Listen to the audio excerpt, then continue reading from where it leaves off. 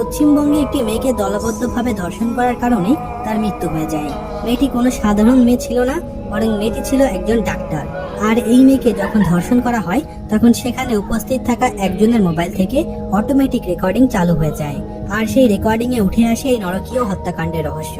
সেই রেকর্ডিং এটাও শোনা যায় যে একাধিক লোকের কথোপকথন, এমনকি মেয়েটিকে জবরদস্তি করা হচ্ছিল, তার শব্দও শোনা যায় এই রেকর্ডে। আর সেই ভাইরাল রেকর্ডটি কিছুক্ষণের মধ্যেই আপনাদের শোনাতে যাচ্ছি। আর এই মেয়েটিকে জোর জবরদস্তি করেছে কোনো একজন দুজন নয়, বরং 19 থেকে 20 জন পুরুষ, এবং তাদের সাথে একজন নারীও ছিল, যে কিনা মৌমিতার সহকর্মী ছিল। এমনকি সিবিআই ময়নাতদন্ত করার পরেই জানতে পারে নির্যাতিতার দেহে 115 গ্রাম বীর্য পাওয়া গিয়েছে। বিভিন্ন মহল থেকে নির্যাতিতার শরীরে একাধিক হাড় ভাঙার সেসব কথাও উঠে আসছে। ময়নাতদন্তের রিপোর্টে তা প্রমাণও মিলেছে। রিপোর্টে এটাও লেখা হয়েছে যে শ্বাসরোধ করার কারণেই তার মৃত্যু হয়। এমনকি যৌন অঙ্গে জোরপূর্বক কিছু প্রবেশ করানোর মেডিকেল প্রমাণও রয়েছে। এছাড়াও আমরা এটা জানি যে মেয়েটিকে যেখানে বসে হত্যা করা হয়েছে সেটা সেমিনার হল ছিল, কিন্তু আসলে তা নয়। এই মেয়েটিকে যেখানে ধর্ষণ করা হয়েছে সেটি ছিল ডাক্তারদের স্পেশাল রুম। অর্থাৎ এই হত্যা এবং ধর্ষণের সাথে হসপিটালের ডাক্তাররাও জড়িত, এমনকি দাবি করেছে নেটিজেনরা। মৌমিতা যখন সেই রুমে বিশ্রাম করতে যায় তখন তার পেছনে পেছনে তার বান্ধবীও যায়, এবং যখনই সে রুমের দরজা খুলে তখন একে একে লোক সে রুমে প্রবেশ করতে থাকে এবং হায়নার মতো ঝাঁপিয়ে পড়ে মৌমিতার উপরে সেই লোকগুলো। এই সময় মৌমিতা চিৎকার চেঁচামেচি করতে থাকলে সেই ধর্ষকরা তার মুখ চেপে ধরে। এমনত অবস্থায় তার চোখ থেকে পানির বদলে রক্ত পড়তে শুরু করে। তারপর এক এক করে নরপশুর দলেরা তাদের শারীরিক চাহিদা মেটায়, এবং এই শারীরিক চাহিদা মেটাতে মেটাতে মৌমিতার গায়ে একাধিক আঘাত করে, যার ফলে একাধিক দাগের চিহ্ন পাওয়া যায়। আর এভাবেই ধর্ষণের পর ধর্ষণ করে তাকে প্রাণে মেরে ফেলা হয়। আর এই সকল তথ্য উঠে এসেছে এই ফোন রেকর্ডিং এ, যা শুনে আপনি নিজেকে শান্ত করে রাখতে পারবেন না। তাই তো এখন আপনাদের শোনাতে যাচ্ছি সে ভাইরাল ফোন রেকর্ডিং। আর সেই সব রেকর্ডিং এ এসব তথ্যই উঠে এসেছে যে কে বা কারা তাকে হত্যা ও ধর্ষণ করেছে, এবং কার নেতৃত্বেই এগুলো কাজ করা হয়েছে সবকিছুই। তাই মৌমিতার ধর্ষণ এবং মৃত্যুর আলামত জানতে মনোযোগ সহকারে এই ফোন রেকর্ডিংটি শুনুন, তাহলেই সব জানতে পারবেন নরকীয় হত্যাকাণ্ডের আসল রহস্য। বলো এবার। বলছি ওটা হয়েছে কি বলতো, ও 2টো অব্দি পেশেন্ট দেখেছে, ঠিক আছে? মানে রাত্রি 2টো, রাত্রি 2টো, ঠিক আছে? 2টো অব্দি পেশেন্ট দেখেছে, দেখে রুমে এসে অনলাইনে অর্ডার করে 4 জন বন্ধু মিলে খেয়েছে, ডিনার করেছে। করে ও খুব টায়ার্ড ছিল, যেহেতু 36 ঘন্টা ডিউটি ছিল, টায়ার্ড ছিল। ও কি করেছে, ওই সেমিনার রুমে গিয়ে শুয়ে পড়েছে, একটা রেড কালারের ব্ল্যাঙ্কেট ঢাকা দিয়ে। সেমিনার রুমে এমনি কি তোমাদের ওরকম সেমিনার রুমে টুমে ঘুমানো হয়? মানে আমি যদিও কোনো আইডিয়া নেই, ওই জন্য জিজ্ঞেস করছি। না, এবার একটা রেসিডেন্টাল ডক্টর রুমস থাকে, আচ্ছা বুঝতে পেরেছিস? তারপরেও সেমিনার থাকে। এবার সেমিনারে একটা বেড থাকে, আর ডক্টরস রুমে 2টো 3টে যেরকম বড় ঘর হবে সেরকম বেড পাতা থাকে। আচ্ছা আচ্ছা, মেনলি ডক্টরস রুমে শোয়ার কথা, ঠিক আছে? হয়েছিল কি, ওকে বডিটা পাওয়া গেছে সেমিনার রুমে, কিন্তু ঘুমাচ্ছিল ডক্টরস রুমে। যে রুমটা তোর এখন ভাঙা আছে, দেখেছিস রুমটা ভেঙেছে, ঠিক বাথরুমের পাশেই, ঠিক আছে? মানে বাথরুমটাকে অজুহাত দিয়ে ওই রুমের দেয়ালটা ভেঙে দিয়েছে। অ্যাকচুয়াল কাণ্ডটা ঘটেছে তোর ইয়েতে, ডক্টরস রুমে। ডক্টরস রুমে ঘটনাটা ঘটেছে, ওই বডিটাকে ডক্টরস রুমে ওই দিন আর কেউ ছিল না, খালি মানে অন্য ওই দিটাই ঘুমাচ্ছিল। হ্যাঁ, এবার তোকে আমি বলি, অন কল লিস্টে একজন থাকবে না, ওরা জুনিয়র সিনিয়র মিলে থাকে। আর চেস্ট এমন একটা ওয়ার্ড হচ্ছে, কোভিড এর পর থেকে প্রায় হামেশাই সবার শ্বাসকষ্ট হচ্ছে, মানে আসছে মানে শ্বাসকষ্ট হচ্ছে। আর চেস্ট ওয়ার্ড আর চেস্ট মেডিসিন দুটোই পাশাপাশি ওয়ার্ড, ঠিক আছে? কেউ শুনতে পাইনি। ওটাই তো আমি ওই দিনকে ওটাই ভাবছিলাম। এবার দেখ, ধস্তাধস্তি করাতে একটা নিশ্চয়ই চিৎকার হয়, একটা ভাইলেন্ট হয়, বুঝতে পেরেছিস? তারপরে আবার কি, যে 4 জন ওর সাথে খেয়েছে তারা কোথায়, তারা কেন মিডিয়ার সামনে আসছে না? ওই দিনকে আমি নাইটের ডিউটি করছিলাম, সে আমার লাস্ট নাইট ছিল, 3 দিন নাইট থাকার পর লাস্ট নাইট ছিল। লাস্ট নাইটের পর বুধবার আমার লাস্ট নাইট, বুধবার রাতে ঘটনাটা ঘটেছে। আমি বাড়িতে এসেছি, রীতিমতো বাড়িতে এসে শুয়ে পড়েছি। 3টের সময় আমার কাছে ফোন এসেছে যে সবাইকে ডেকে পাঠিয়েছে ইমিডিয়েট আয়। তখন গিয়ে দেখি আজীবনে এই অবস্থা, পুরো গোটা হাসপাতালকে ডেকে পাঠিয়েছে। গিয়ে দেখি পুলিশ ছয়লা, মানে আর ওকে যেভাবে একটা বডিটা দেখেছি রে, মানে আমাদের এক কোনো পর্যন্ত চোখ থেকে নামছে না। রীতিমতো মনে হচ্ছে মেয়েটাকে আমাদের পাশে পাশে ঘুরছে, একদম এরকম, মানে মানে অদৃশ্যমান। মানে আমরা এরকম ভাবতে পারছি না যে এরকম ভূত থাকে বা একটা স্পিরিট থাকে বা কিছু। এখন আমরা বুঝতে পারছি না, ওর আত্মাটা এখনো ঘুরছে আমাদের আশেপাশে। দেখো, ওর আমার তলাটা নেই, তো ওর থেকে ও থাকে 4 তলা ঘটনাটা ঘটেছে, ঠিক 2টো ফ্লোর নিচেই আমি থাকি, আমার রুমটা, ঠিক আছে, কিন্তু তাও আতঙ্কে আমরা মানে একদম স্তব্ধ হয়ে গেছে আর্চিকারটা। ওকে যেভাবে মারা হয়েছে এটা একার পক্ষে অসম্ভব, ইট ইজ এ ইম্পসিবল। পুরোপুরি গ্যাং রেপ ছাড়া কোনো কিছু নয়। আর শুধুমাত্র রেপ হলো, করলো, ছেড়ে দিল, ঠিক আছে, ওকে রীতিমতো মারা করেছে। মানে হিসেব মতো যা বসছি মানে তোমার কথাতে সেটা হচ্ছে ওর ওই বন্ধু বান্ধব এক্স্যাক্টলি, হয় ওর বন্ধু বান্ধব কেউ, ঠিক আছে, মানে চারজনের মধ্যে কেউ আইদার ওকে এমন কিছু করতে হবে। দেখ বড় বড় কোম্পানিতে তো এরকম হয়, মানে হয় তুমি আমার সাথে কম্প্রোমাইজ করো, নয় তুমি চাকরি ছেড়ে চলে যাও, হয় তো। এখানেও সেরকম কিছু একটা হয়েছে। যাকে যে ক্রাইম করেছে সেও কিন্তু নর্মাল ডক্টর নয়, কিন্তু সেও একটা ভালো পোস্টে র্যাঙ্ক করছে, বুঝতে পেরেছিস? তবেই কিন্তু পুরো ব্যাপারটাকে হসপিটাল চেপে যেতে চাইছে, পুরো ব্যাপারটা। তাহলে এই সিভিটি যে ও কোথা থেকে আসছে? এবার তোকে আমি বলি ওটা কোথা থেকে আসছে। আমাদের প্রিন্সিপাল চেঞ্জ হয়ে গেছে, ডেপুটি সুপার চেঞ্জ হয়ে গেছে, অ্যাসিস্ট্যান্ট সুপার চেঞ্জ, সব চেঞ্জ হয়ে গেছে। তারপরে যে ওয়ার্ডে ডাক্তাররা ছিল, সিস্টাররা ছিল, ওয়ার্ড বয়রা ছিল, মাসিরা ছিল, সবাইকে ডেকে এখন সাসপেন্ড করা হয়েছে। তারা কোথাও যেতে পারবে না, রোজ গিয়ে কোর্টে গিয়ে দেখা করছে। আজকেও কোর্টে গেছিল সবাই।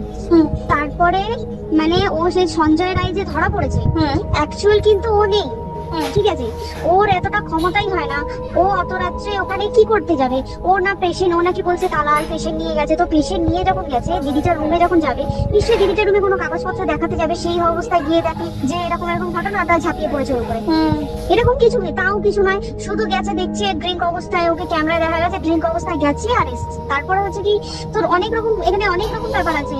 যে দিনকে ঘটনাটা ঘটে তার ঠিক দুদিন পরে ওই সেমিনার বাথরুমের অজুহাত দিয়ে ডক্টর যে রুমের দেওয়ালটা আছে ওই দেওয়ালটা ভেঙে দিয়েছে। কেন? প্রথমে ওকে বললো সুসাইড করেছে, আমাদের যখন ফার্স্ট খবর আছে তখন সুসাইড করেছে। তারপরে যখন হসপিটালে যাই তখন গিয়ে শুনছি নাকি না সুসাইড করেনি, এটা করে মার্ডার করা হয়েছে। তো স্যার এখানে বিশাল বড় একটা গেম চলছে। আর যে রাগ ছিল মানে হ্যাঁ হ্যাঁ হ্যাঁ হ্যাঁ হ্যাঁ হ্যাঁ একদম। আমি তো কি বললাম, শোন তুই যদি কারোর সাথে কম্প্রোমাইজ করিস তাহলে তো পোস্ট করবে, তুই কারোর সাথে কম্প্রোমাইজ করবি তোকে মার্ডার করে দেবে। মানে ওরকম টাইপের কিছু বলছে। এরকমই টাইপের কিছু একটা ছিল। আয়দার রাগ খুব মানে খুব ওর উপরে খুব ফ্রাস্ট্রেশন ছিল, যারই ছিল খুব ফ্রাস্ট্রেশন ছিল। শুধু ওকে মারেনি রে, রীতিমতো মার্ডার করেছে। ওর যে ক্ল্যাচারটা ছিল, ওর আমি শুনেছি এটা, ওর ইউরিনের রাস্তায় ক্ল্যাচারটা ঢুকিয়ে দিয়েছে, তুই জানিস? মানে কি বলবো, মানে ওকে দেখা যাচ্ছে না, আমরা তো দেখেছি নিজের চোখে, ওকে দেখা যাচ্ছে না। মানে একটা মৃত্যু কতটা, মানে এই জন্য প্রচন্ড কষ্ট পেয়ে একটা মেয়ে মারা গেল। আর ওর যে গলাটা চেপে ধরেছে, ওর ওই চেপে ধরাতে মানে এতটাই জোরে চেপে ধরেছে যে চোখ ফেটে রক্ত বেরিয়েছে, বুঝতে পেরেছিস? মানে এই মানে যদি ধরা পড়ে না উচিত, মানে যারা এটার সঙ্গে দাঁড়িয়ে আর এই যে সিবিআইটা হয়েছে, সিবিআইটা একমাত্র আমাদের জোরেতেই সিবিআইটা এসছে। মানে আমরা ওই সঞ্জয় রায় একার পক্ষে সম্ভব না এইসব। তারপরে পোস্টমর্টম রিপোর্টে তুই জানিস ওই আমাদের ভাজাইনা থেকে 150 গ্রাম স্পাম বেরিয়েছে।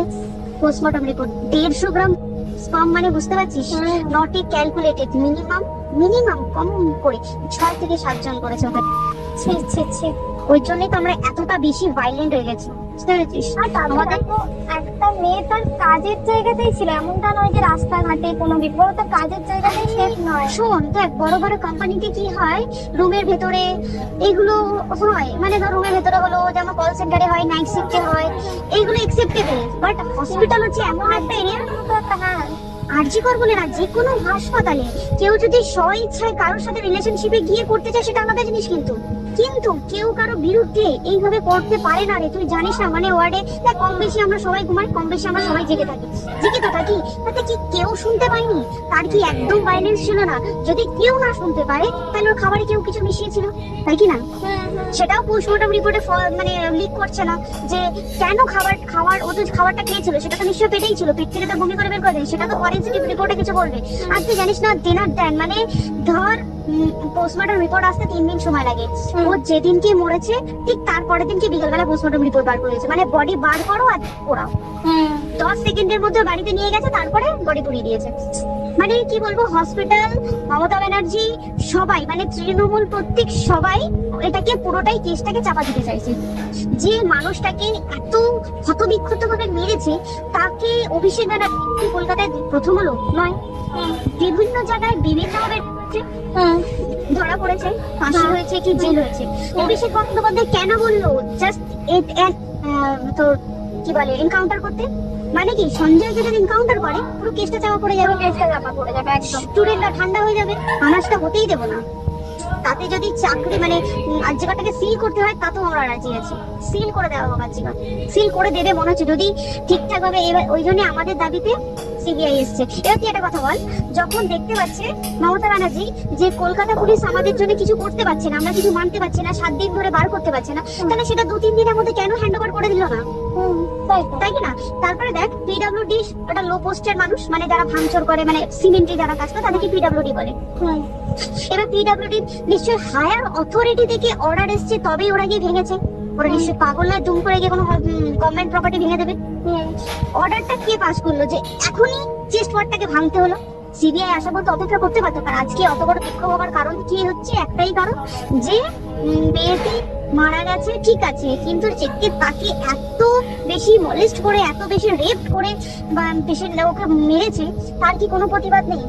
তুই কোথায় সেফ পাবি তুই আমাকে বল? তুই ধর চাকরি ছেড়ে আর যেখানে সরকারি চাকরি ছেড়ে তুই প্রাইভেটে গিয়ে, প্রাইভেটও তো একই অবস্থা, প্রাইভেটও একই অবস্থা। তুই কোনো চায়ের দোকান খুলে বসবি, অনার্সশিপে তুই বসলেও তাও এসে তো 1000 ছেলেরা থাকে, 1000 ছেলেরা টিজ করে, তুই কোথায় কি করবি? তাহলে আমাদের সেফটি কোথায়? আমাদের মুখ্যমন্ত্রী মমতা ব্যানার্জি সে একটা লেডি হয়ে তাহলে আমাদের কি সেফটি দিয়েছে? আমাদের কি লক্ষ্মী ভান্ডার দিলে সিভিজের প্রবলেম সলভ? পুরো মাসের আমাদের কি সব খরচা চলে যায় লক্ষ্মী ভান্ডারে? জানি না, আই ডোন্ট নো। মানে আমরা প্রচুর খেপে আছি, প্রচুর। মানে এর বিচার না চাওয়া পর্যন্ত সলভ হবে না। আর তোমাকে তো আমি ওই দিন রাতেই হোয়াটসঅ্যাপ করলাম না, এবার তখনই না ব্যাপারটা অতটা বুঝতে পারি। আর আমার তার পরের দিনই ভোরবেলা ডিউটি, হ্যাঁ আমি খুব সাবধানে থাকিস, আর খুব সাবধানে থাকিস। হ্যাঁ তাই তো, এখন মানে তোমরাও সাবধানে থাকো সবাই। কি বলবো বল, কিছু বলার নেই। দেখ আমাদের মধ্যবিত্ত মানুষরা আমাদের চাকরি করে খেতেই হবে, সোজা কথা। একদম। তাই কিনা বল? বাবা এত পুঁজি নেই যে বসে বসে খাবো। কোন স্টেটে গিয়ে চাকরি করবো তুই আমাকে বল? মানে এটা হয়তো আমার মা যেমন বাড়ি থেকে 7টার মধ্যে ঢুকে যাও, দিদিকে তো ধরো অনেক রাত অব্দি 9:30 10টা অব্দি ল্যাবে থাকতেই হয় না। এবার তুই কি করবি বল? কি করবি? বলো তো এখন কিছু করার আছে? দেখ ল্যাবেও তো সব ছেলেরা আছে, ছেলে আছে, মেয়ে আছে, তুই কাকে বারণ করবি? তুই কাকে বিশ্বাস করছিস বল?